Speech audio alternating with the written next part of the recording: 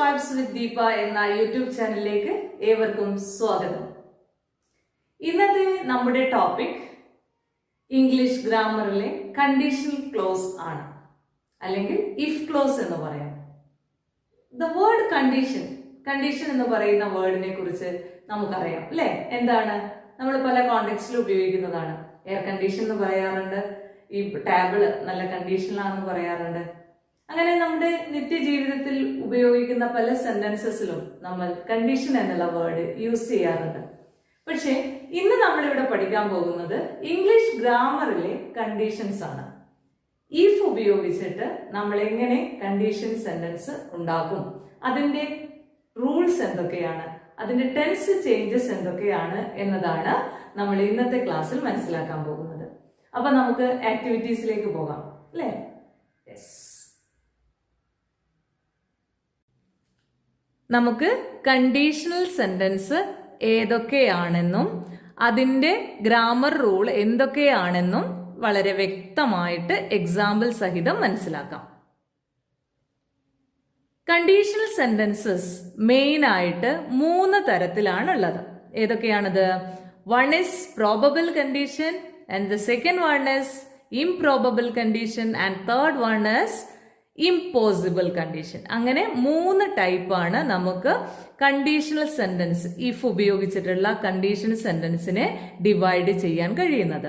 അതിൽ look at the first one, probable condition. ആ example ഒന്ന് നോക്കി എല്ലാവരും. If I study well I will pass.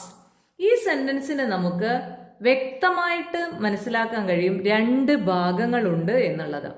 ഒന്നാമത്തെ ഭാഗം if I study well. Second part is if I study well, then second part is I will pass. I will pass എന്നുള്ളതാണ് second part. ഇവിടെ നമുക്കറിയാം രണ്ടാമത്തെ ഭാഗമായ I will pass എന്നുള്ളതിന് പൂർണ്ണമായും നമുക്ക് അർത്ഥം ലഭ്യമാണ്. ഞാൻ പാസ്സാകും എന്നുള്ള അർത്ഥമാണ് അല്ലേ? അതെന്താണ്? ഒരു ഇൻഡിപെൻഡന്റ് ആണ്, വേറെ ഒന്നിനെയും ഡിപ്പെൻഡ് ചെയ്തിട്ടില്ല. അത് ഡിപ്പെൻഡ് ചെയ്യാതെ തന്നെ നമുക്ക് അതിനെന്ത് അർത്ഥം കിട്ടുന്നുണ്ട്. അതുകൊണ്ട് തന്നെ നമുക്കത് ആ സെന്റൻസിലെ മെയിൻ ക്ലോസ് ആയിട്ട് പറയാൻ കഴിയും. ഐ വിൽ പാസ് എന്നുള്ളതിനെ മെയിൻ ക്ലോസ് എന്ന് വിളിക്കാം. അങ്ങനെയാണെങ്കിൽ നമ്മൾ ആദ്യത്തെ ഭാഗമായ ഇഫ് ഐ സ്റ്റഡി വെൽ, ഞാൻ നന്നായി പഠിച്ചാൽ എന്നാണ് അല്ലേ? നന്നായി പഠിച്ചാൽ എന്ന് പറയുമ്പോൾ അവിടെ മീനിങ് ഇൻകംപ്ലീറ്റ് ആണ്. അങ്ങനെയുള്ള ഭാഗത്തെ നമ്മൾ എന്ത് പറയുന്നുണ്ട്? എന്താണ് പറയുക? ഡിപ്പെൻഡന്റ് ക്ലോസ് ആണ്. എന്തിനെയോ ഡിപ്പെൻഡ് ചെയ്തിരിക്കുകയാണ് അല്ലേ? അത് സ്റ്റാർട്ട് ചെയ്യുന്നത് ഇഫ് എന്നുള്ള വേർഡിലാണ്. അതുകൊണ്ട് തന്നെ നമുക്കതിനെ ഇഫ് ക്ലോസ് എന്ന് വിളിക്കാം. So this sentence has 2 parts. One is main clause and the second one is if clause or dependent clause. അങ്ങനെ 2 ഭാഗങ്ങളുണ്ട് എന്ന് നമ്മൾ ആദ്യം മനസ്സിലാക്കുക. കണ്ടീഷണൽ സെന്റൻസിനെ മനസ്സിലാക്കുമ്പോൾ ആദ്യമായി നമ്മൾ ഓർക്കേണ്ടത് ഇഫ് ക്ലോസ് എന്താണ് ആൻഡ് മെയിൻ ക്ലോസ് എന്താണെന്ന് മനസ്സിലാക്കാം. അതിനുശേഷം നമ്മൾ നോക്കേണ്ട മറ്റൊരു കാര്യമാണ് അതിൽ ഉപയോഗിച്ചിരിക്കുന്ന ടെൻസ് ഏതാണെന്ന് നമ്മൾ മനസ്സിലാക്കണം. If I study well I will pass. If I study well എന്നുള്ള ഭാഗത്ത്, ആ ഒരു സെന്റൻസിന്റെ ഭാഗത്ത് നമ്മൾ ഉപയോഗിച്ചിരിക്കുന്ന ടെൻസ് സിമ്പിൾ പ്രസന്റ് ടെൻസ് ആണ്. മെയിൻ ക്ലോസിൽ സിമ്പിൾ ഫ്യൂച്ചർ ആണ്. Yes, that is it. നമുക്കറിയാം ഇഫ് ക്ലോസിൽ സിമ്പിൾ പ്രസന്റ് ടെൻസ് ആണ് വന്നതെങ്കിൽ മെയിൻ ക്ലോസിൽ എന്ത് ടെൻസ് ഉപയോഗിക്കണം? ഏത് ടെൻസ് നമ്മൾ ഉപയോഗിക്കണം? Simple future tense. Got the point? If I study well I will pass. ഞാൻ നന്നായി പഠിച്ചാൽ ഞാൻ പാസ്സാകും. അതായത് simple present agrees with simple future in conditional tense. അപ്പൊ മനസ്സിലായല്ലോ? അങ്ങനെയെങ്കിൽ സെക്കൻഡ് എക്സാമ്പിളും കൂടി ഒന്ന് നോക്കിയേ. If you work hard you will pass. If you work hard you will pass. If you work hard എന്നുള്ള ഭാഗത്ത് സിമ്പിൾ പ്രസന്റ് ടെൻസ് ആണ് വന്നത്. മെയിൻ ക്ലോസിൽ ഈ you will pass simple future tense. That is the first rule in conditional sentences or in if clause. If clause simple present ആണെങ്കിൽ main clause simple future ആയിരിക്കും. It is very important. That is the first rule that we have to learn in if clause. Then we will move to the second one. What is that? Improbable condition. ഇവിടെ നോക്കിയേ നിങ്ങൾ, If I study well, I would pass. If I study well, I would pass.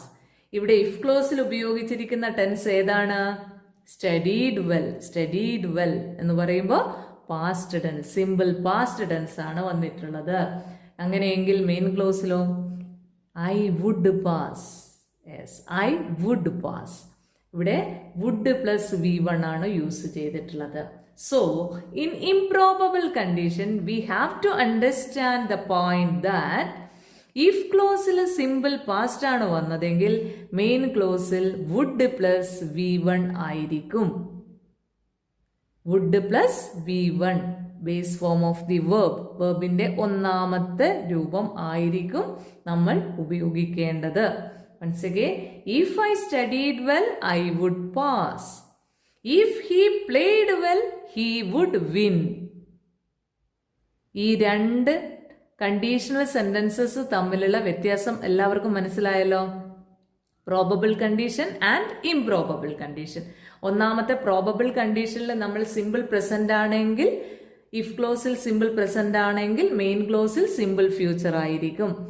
Improbable കണ്ടീഷനിൽ നമ്മൾ പഠിച്ചിരിക്കുന്നത് if ക്ലോസിൽ simple past ആണെങ്കിൽ main ക്ലോസിൽ would plus V1 ആയിരിക്കും. And I hope you understand the differences between these two. Next, we move on to the third type of condition. What is that? Impossible condition. Impossible condition ആണ്. എന്താണ് impossible condition എന്ന് പറഞ്ഞാൽ? Look at this example. If I had studied well, I would have passed. ഞാൻ നന്നായി പഠിച്ചിട്ടുണ്ടായിരുന്നെങ്കിൽ ഞാൻ പാസ്സാകുമായിരുന്നു എന്നാണ് പറയുന്നത്, അല്ലേ? ഇവിടെ നമ്മൾ ടെൻസ് നോക്കുകയാണെങ്കിൽ എങ്ങനെയാണ്? If I had studied well, അവിടെ ഉപയോഗിച്ചിരിക്കുന്ന ടെൻസ് ഏതാണ്? ഇഫ് ക്ലോസിൽ ഉപയോഗിച്ചിരിക്കുന്ന ടെൻസ് പാസ്റ്റ് പെർഫെക്റ്റ് ടെൻസ് ആണ്. Yes, past perfect tense. So main ക്ലോസിൽ എങ്ങനെയാണ് വന്നിരിക്കുന്നത്? I would have passed. Would have passed. We have to understand that if ക്ലോസിൽ പാസ്റ്റ് പെർഫെക്റ്റ് ടെൻസ് ആണ് വന്നതെങ്കിൽ മെയിൻ ക്ലോസിൽ വുഡ് ഹാവ് പ്ലസ് V3.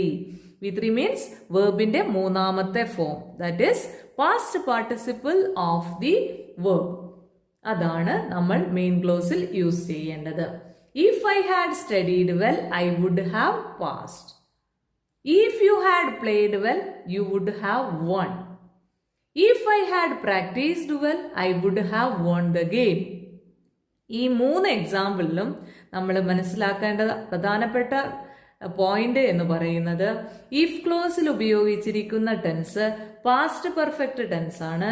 അതുകൊണ്ട് തന്നെ മെയിൻ ക്ലോസിൽ would have plus V3 structure ആണ് നമ്മൾ യൂസ് ചെയ്തിരിക്കുന്നത്. This is the third type of conditional sentences using if. Impossible condition എന്ന് പറയുന്നത് ഒരിക്കലും നടക്കാൻ സാധ്യതയില്ലാത്ത ഒരു കണ്ടീഷനാണ്. ഞാൻ നന്നായി പഠിച്ചിട്ടുണ്ടായിരുന്നെങ്കിൽ പാസ്സാകുമായിരുന്നു എന്ന് പറയുന്ന ആ ടൈപ്പ് സെന്റൻസസ് ആണ്. Once again, I'll read out the example. If I had studied well, I would have passed. If you had played well, you would have won. If I had practiced well, I would have won the game. So, if ക്ലോസിൽ past perfect tense ആണെങ്കിൽ main ക്ലോസിൽ would have plus V3 ആയിരിക്കും.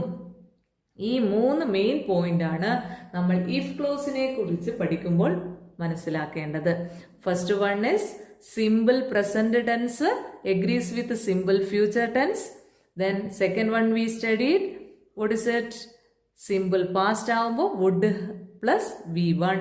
And the third one past perfect ആകുമ്പോൾ main ക്ലോസിൽ would have plus V3 എന്ന agreement ആണ് നമ്മൾ മനസ്സിലാക്കേണ്ടത്. So it is very important. This basically one or two examples only I gave in this video.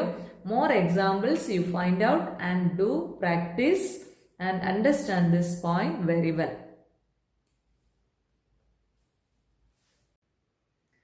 If ക്ലോസിനെ കുറിച്ചുള്ള ഈ video നിങ്ങൾക്ക് ഇഷ്ടമായെന്ന് കരുതുന്നു. It is very useful for the students who are studying in the high school and higher secondary section, and also the students who are preparing for the competitive examination. So make use of it properly. If you like this video, please like, share and subscribe. Thank you.